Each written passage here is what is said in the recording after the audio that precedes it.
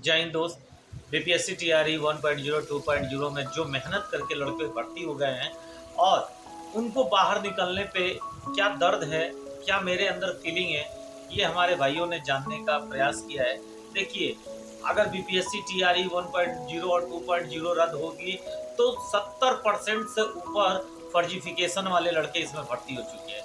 हाँ, मैं मानता हूँ कि 10 से 20% के जो बच्चे हैं ना, वो सही भर्ती हुए हैं।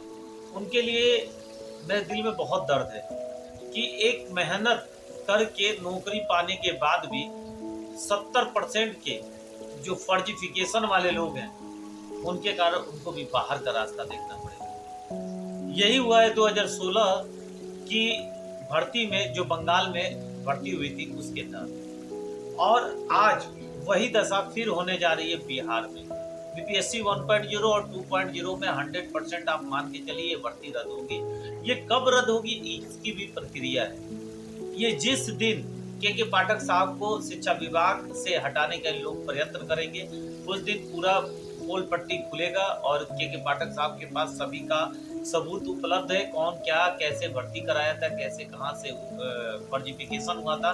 क्योंकि जब फिंगरप्रिंट्स की मैचिंग कराई गई थी, उसके दौरान हजारों लोग स्कूल छोड़ के भाग गए थे। लेकिन उससे अधिक कहीं दुख हमको उन शिक्षकों की है जो कि 3-3 बेटियां हैं और लास्ट सेमेस्टर लास्ट चांस अपना अटेम्प्ट किए थे, और उनके जीवन में अब दोबारा नौकरी नहीं मिल पाएगी तो उनकी 3 बेटियों का जीवन कैसे बीतेगा, 3 बेटियों का शादी कैसे होगा, किन घरों में होगा, ये आप और हम भली भांति जानते हैं जो बिहार राज्य में रहने वाले हैं कि आखिर 3 बेटियों का जीवन का पालन करना एक पिता के लिए कितना बड़ा कष्टदायक है।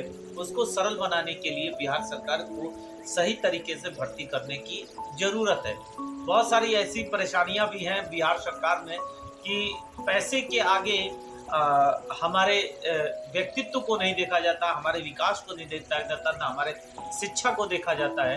अवैध तरीके से भर्ती कराना, बांग्ला और उर्दू का पेपर ही नहीं आपके पास था, तो इससे स्पष्ट होता है कि यहाँ पे जो भर्तियां हैं वो आपने पूरी तरीके से ना तो तैयारी किया था, ना ये भर्तियां साफ भर्ती हुई हैं। और जब सीसीटीवी कैमरा आपने पूरे हर एक सेंटर पर उपलब्ध कराया था, उसके बावजूद भी आप नकल मारने वाले अभ्यर्थियों को नहीं रोक पाए, शिक्षा माफियाओं को नहीं रोक पाए। इसके मतलब है कि एकदम साफ कि आपकी भर्ती असफल रही और केवल अपने नाम को बचाने का प्रयास बार बार आप करते रहे। लेकिन बिहार की जनता जग चुकी है और वो ये भी जान चुकी है कि बिहार में जो नौकरी को खत्म करने का काम कर रहा है, जो 10 सालों में केंद्र में नौकरी न दिया हो, 10 सालों में भारतीय सेना को कमजोर करने के उद्देश्य से उसको अलग अलग रूपों में परिवर्तित करने का प्रयास किया हो, वो व्यक्ति के साथ अगर मनीष कश्यप जाके खड़े हो जाते हैं तो स्पष्ट है कि ये भी व्यक्ति झूठा है। और झूठे व्यक्तियों का बातों पे अगर आप विश्वास करते हैं और वोट डालते हैं तो आप और आपके आने वाले भविष्य का खिलवाड़ होगा, आपके बच्चों का भी खिलवाड़ होगा। आप एक युवा हैं और युवा के नियति से देखें कि ये व्यक्ति को केवल पेंशन योजना चाहिए और कुछ नहीं। इसको अपना भविष्य सुरक्षित करना है, आपके भविष्य नहीं सुरक्षित कर सकता। एक सांसद का पावर क्या होता है? एक सांसद का पावर है अपने क्षेत्र का विकास कर सकता है, अपने क्षेत्र की समस्याओं को देख सकता है, न कि ये किसी बाहरी फैक्ट्री को ले आ सकता है, न किसी बाहरी संस्था की स्थापना करा सकता है, उसके लिए मुख्यमंत्री की मंजूरी चाहिए। तो ये व्यक्ति हर बार भाषण में झूठ क्यों बोलता है? हर बार गरीबों को बिहार में लाके अच्छे रोजगार दिलाने का सपना क्यों दिखाता है? क्यों दिखाता है ये व्यक्ति कि अब मजदूर का भी बच्चा एरोप्लेन में चले? क्या सभी मजदूर के बच्चे एरोप्लेन में चल सकते हैं? क्या मजदूर अपना काम करना बंद कर सकता, मजदूरी करना बंद सकता? क्या वो डॉक्टर इंजीनियर हो जाएगा? नहीं। लेकिन मजदूरों को सही रूप से परिवर्तित कर पाना ही एक चैलेंज की बात है। और मैं आपको आज 100% कह रहा हूँ कि बस ये व्यक्ति पेंशन योजना के उद्देश्य से ये उतरा हुआ है और पेंशन योजना इसको लागू हो जाएगा, आप लोग को भुला देगा।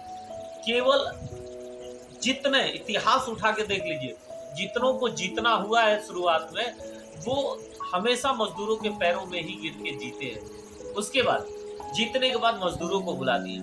आज मजदूर परिवार के लोगों को, गरीब परिवार के लोगों को आज धार्मिक आधार पे बांटा जा रहा है। उसको क्यों नहीं ये व्यक्ति रोक दे रहा है? धार्मिक आधार को बढ़ावा क्यों दे रहा है? इसके मतलब स्पष्ट है कि ये धर्म के नाव पे सवार होके अपना जीवन को पार करने का प्रयास कर रहा है। ये व्यक्ति न तो शिक्षकों का है, न तो पत्रकार है, न ये इंडियन आर्मी के बेटा कहलाने योग्य है। क्योंकि इंडियन आर्मी के साथ तबाही अगर मच जाए और इंडियन आर्मी को कोई अग्निवीर में परिवर्तित कर दे और उसका सपोर्ट ये व्यक्ति कर रहा है जाके, इसके मतलब है कि ये इंडियन आर्मी का बेटा कहलाने के योग्य ही नहीं। अभी आप लोग की आंखें बंद हैं, खुलेंगी चुनाव के बाद, आप लोग की खुलेंगी, उसके बाद आपको पता चलेगा। जब बिहार में गर्भवती शिक्षिका बहन के ऊपर लाठी पड़ रही थी, तो इसकी पत्रकारिता कहाँ मर गई थी, कहाँ सो गया था ये व्यक्ति? पूछिए इसकी पत्रकारिता क्यों नहीं जिंदा हुई? आज से पूर्व क्या गेहूं और धान, गेहूं में आग नहीं लगा था? इनका जीवन काल के आधे समय बीत गए, लेकिन जब चुनाव में उठे हैं तभी इनको गेहूं जलते दिखे हैं, तभी गरीबों के दर्द दिखे हैं, किसानों का दर्द दिखा है। तो जो किसानों को दर्द दे रहा है उसका साथ क्यों दे रहे हैं? इसके मतलब है कि आप झूठे हो। इसके मतलब है कि आपकी आधी उम्र निकल गई और आधी उम्र तक जलते हुए देख के आपने मजा लिया है। आप पत्रकारिता तो पहले से करो। आपको पत्रकार किसने बनाया? वही मजदूरों ने, उन्हीं शिक्षकों ने बनाया है, जिन शिक्षकों के खिलाफत आप कार्य करके आज शिक्षकों के कैरियर को बदनाम होते देख रहे हो और किसी भी प्रकार की आप पत्रकारिता नहीं कर पा रहे हो, क्योंकि आपकी पत्रकारिता मर गई है। जो अपना धर्म का पालन नहीं कर पा जा रहा है, जो आपको पत्रकारिता है आपका धर्म है, उसका पालन आप नहीं कर पा रहे हैं, तो आप पे हम और हमारे शिक्षक कैसे विश्वास कर सकते हैं? हर एक शिक्षक का योगदान की आवश्यकता है और इस व्यक्ति को हराने में आपको पूर्ण सपोर्ट करना पड़ेगा। ये गद्दार देशों को बर्बाद करने के लिए और भगवान के आड़ में युद्ध लड़ने वाले रावण के समान है। जो रावण की नीतियां रही भगवान को आगे खड़ा करके युद्ध लड़ने की, वही नीतियां इन लोगों ने अपने जीवन में बना रखा है और इन नीतियों को रोकने की आवश्यकता है। रावण के पास भी अमृत जैसा एक वस्तु था, वैसे ही इस भारत में छुपा इन लोगों के प्रति भी एक वस्तु है, जिसको आप लोगों ने अगर पकड़ लिया तो इनकी हार तय है। समझना आप लोग को जरूरी है। और इस व्यक्ति को मैं जीतते नहीं देख सकता, क्योंकि ये केवल अपना भविष्य सुरक्षित करने के लिए, पेंशन योजना के लिए लड़ रहा है, शिक्षकों के कैरियर से खिलवाड़ करने के लिए लड़ रहा है। ये व्यक्तित्व को भूल चुका है। तो व्यक्तित्व का जगाना आपका काम है, हमारा काम है।